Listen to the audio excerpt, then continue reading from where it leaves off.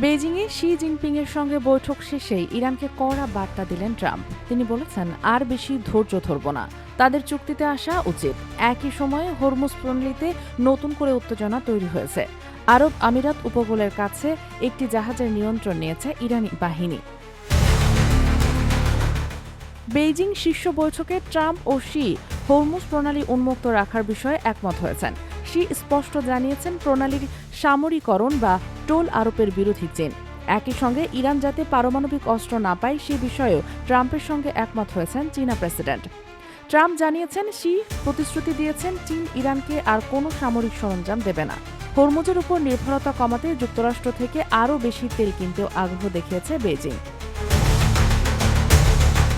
তবে পরিস্থিতি এখনও উত্তপ্ত। আফ্রিকা থেকে আসা একটি ভারতীয় কার্গো জাহাজ ওমান উপকূলের কাছে ডুবে গেছে। ধারণা করা হচ্ছে ক্ষেপণাস্ত্র বা ড্রোন হামলায় ১৪ জন ক্রু উদ্ধার হয়েছেন।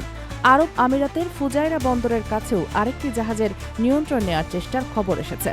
অন্যদিকে ইরান এখনও পারমাণবিক কর্মসূচি বন্ধ বা সমৃদ্ধ ইউরেনিয়াম হস্তান্তর করতে রাজি নয়, যার ফলে শান্তি আলোচনা কার্যত স্থবির। মধ্যবর্তী নির্বাচনের আগে ইরান যুদ্ধ ট্রাম্পের জন্য বড় রাজনৈতিক চাপ। চীনের সহায়তা পেলেও বিশ্লেষকরা বলছেন, কৌশলগত মিত্র ইরানের বিরুদ্ধে চীন খুব বেশি চাপ দেবে না। হরমুজ সংকটের সমাধান কোন পথে আসবে সেটা এখন বিশ্বের সবচেয়ে বড় প্রশ্ন। Sheikh Masuma, news desk, Daily Our Bangladesh.